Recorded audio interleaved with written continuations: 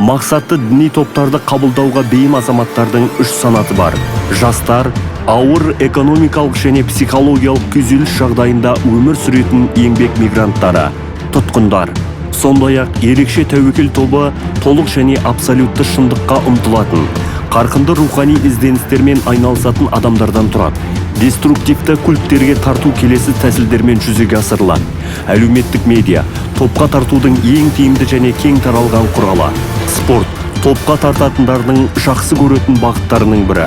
Бұған әсіресе әртүрлі халықтардың өкілдері дәстүрлі түрде мықты болып келетін спорт түрлері, күрес, бокс және жекпе-жек өнері кіреді.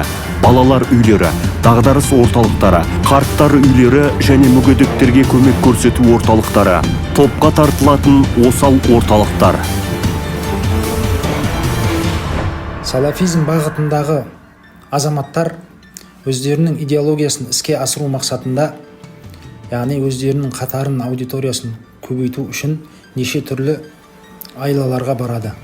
Яғни қазіргі мынау дамыған заман, технологияның дамыған уақытында мына неше түрлі бізде әлеуметтік желілер бар. Facebook дейді, Instagram дейді және басқа да сол сияқты желілер арқылы өздерінің уағыз насихаттарын жүргізіп келуде.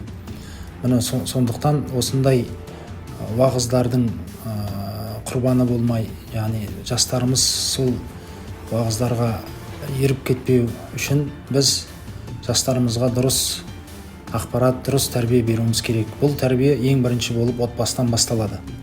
Мына ата-аналар өсіріп жатқан балаларыңызды қадағалауға алып, аптасына бір рет қолдарындағы телефондарды алып, оған отбасылық жаңағы мониторинг жұмыстарын жүргізу қажет болады.